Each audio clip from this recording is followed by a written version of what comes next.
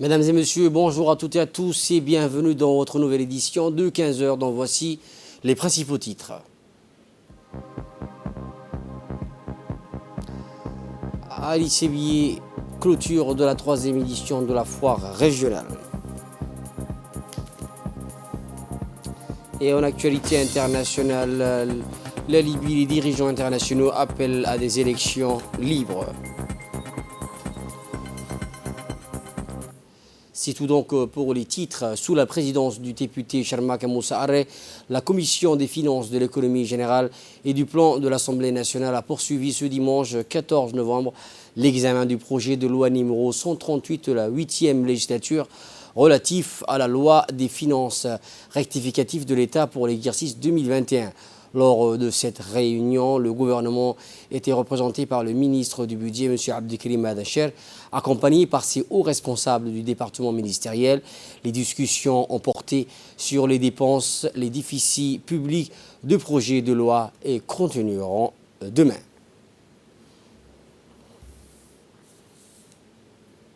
Cette réunion donc s'est déroulée sous des bonnes conditions et tous les responsables donc ont débattu de ce projet de loi.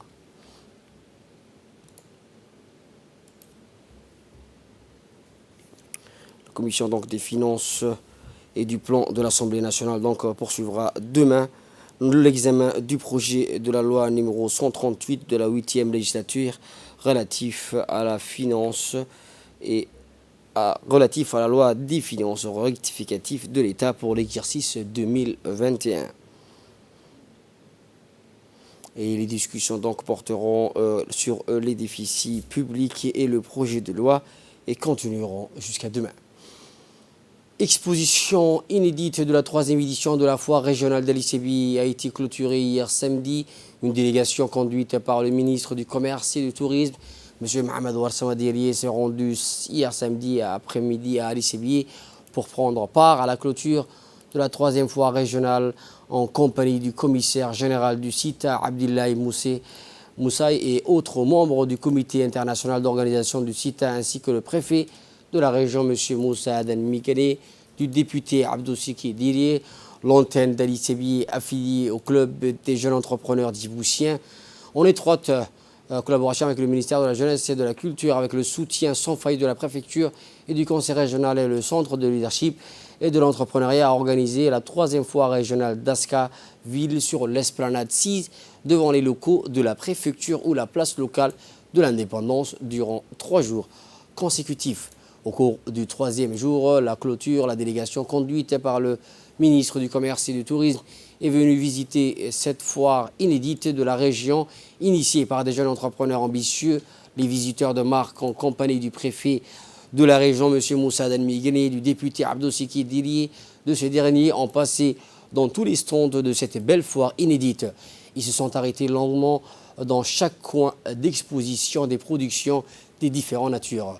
Au cours de leur passage, la délégation n'a pas manqué de saluer, d'encourager et d'acheter un bon nombre des produits exposés, ce qui s'est avéré un bon présage aux yeux des hommes ou femmes membres de l'antenne locale du club des jeunes entrepreneurs Assadjo.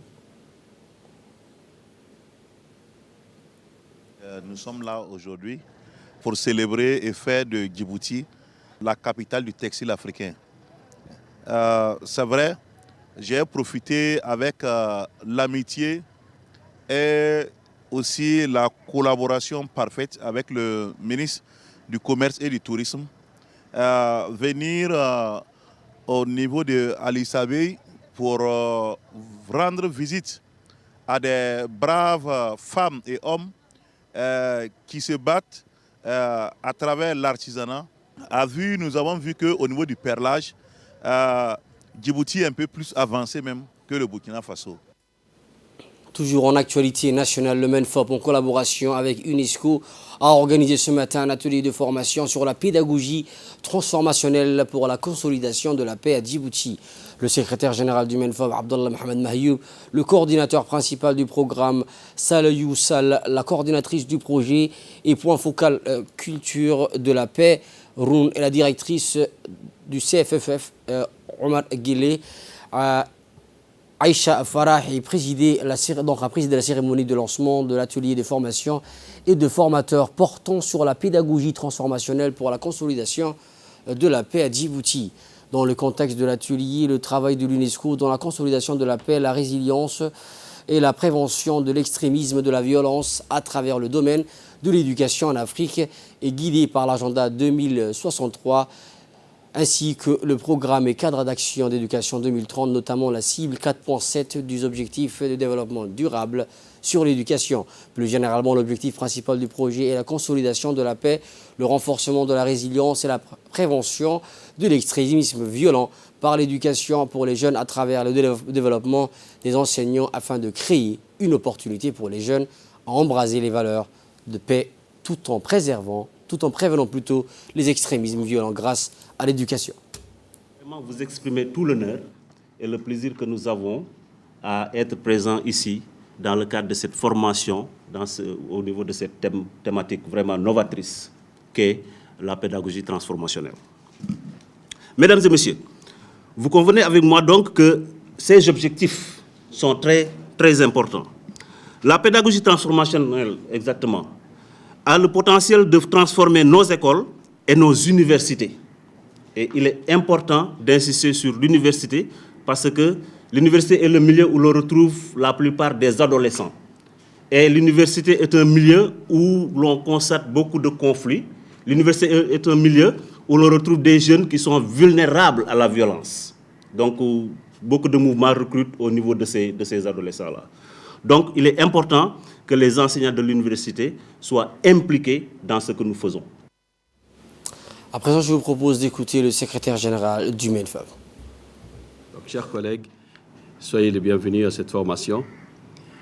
Je voudrais tout d'abord, au nom du ministre de l'Éducation nationale et de la formation professionnelle, au nom du ministère tout entier, mon nom personnel, souhaiter la bienvenue à la délégation qui vient des différents horizons et aujourd'hui pour travailler avec nous sur une problématique centrale qui est d'actualité aujourd'hui, qui est la problématique donc de l'éducation à la paix et le développement de la culture de paix. Vous êtes chez vous, ici, ça veut dire que vous êtes en sécurité. Ça veut dire que vous êtes libre de vos mouvements. Ça veut dire que vous êtes donné à vous épanouir, à vous développer, à dire ce que vous voulez, à vous exprimer, à vivre avec nous comme nous devons le vivre, nous vivons aussi. Si vous êtes chez vous, quand on dit à quelqu'un, c'est pour montrer qu'aujourd'hui, nous sommes dans une situation de paix et de sécurité. Et ça, c'est par la grâce de Dieu, mais aussi par la grâce des hommes et des femmes qui composent ce pays-là. Et le travail de tous les jours. Ne pensez pas que la paix que nous avons aujourd'hui est une paix qui est naturelle. Mais c'est une paix qui est construite tous les jours et qui est maintenue tous les jours par des activités et des actions des hommes et des femmes qui composent ce pays-là et qui chérissent ce pays-là et qui veulent qu'il soit toujours un havre de paix. Et c'est ce qui est aujourd'hui. Dans un contexte aussi volatile que nous vivons aujourd'hui, autour de nous, Djibouti a toujours et le sera, Inch'Allah, un havre de paix parce que vous, en tant que formateur, vous, en tant qu'enseignant, vous, en tant qu'éducateur, vous avez su développer dans l'esprit des jeunes enfants cette culture d'une appartenance à une nation, cette culture d'une appartenance à un pays, cette culture qui fait fi de la différence, qui déconstruit les préjugés, mais qui permettent et facilitent le vivre ensemble. À présent, je vous propose d'écouter la réaction de la coordonnatrice du projet et point focal. Aujourd'hui, on est au CFF. L'éducation nationale organise en collaboration avec UNESCO IGBA une formation qui abrite aujourd'hui une formation des formateurs sur la pédagogie transformationnelle. Donc l'objectif, c'est de former des enseignants qui vont former eux aussi sur le terrain, donc sur la pédagogie transformationnelle. Pour la consolidation de la paix à Djibouti. Le public cible de cette formation sont les enseignants de l'enseignement supérieur, des inspecteurs de l'éducation nationale, des conseillers pédagogiques. La formation va durer du 14 au 18 novembre. Toujours en nouvelles du pays, mesdames et messieurs, dans la journée, l'Assemblée L'Assemblée du Conseil régional de Tadjoura s'est tenue pour la 5e fois, c'est-à-dire la 5e session extraordinaire au Daï, sous la préfecture de Randa, avec la participation du député Ahmed Ouad et la population du secteur de Daï. La séance a été ouverte par le président du Conseil avec 5 points à l'ordre du jour, dont le bilan du mandat et le programme de développement rural, les différents projets 2020-2021, l'émission du Conseil à l'étranger et enfin le site du projet hydroponique. La tenue de la réunion de l'Assemblée Odaï qui s'inscrit dans le but de rapprocher les élus et la population qui a eu l'occasion de participer et d'observer le déroulement des débats au sein d'une Assemblée. Le président du Conseil régional a salué les efforts et l'énergie que fournissent la population locale pour le développement de leur région. Il a donc les a vivement encouragés dans l'agropastoralisme en profitant des ressources naturelles de la région. Un climat favorable et une terre fertile. Le président a également sensibilisé la population sur la culture hydroponique, une autre facette innovante de l'agriculture qui va initier dans le secteur du Daï. Pour la même occasion, la séance est clôturée par une visite du projet hydroponique dont le lancement est prévu très prochainement.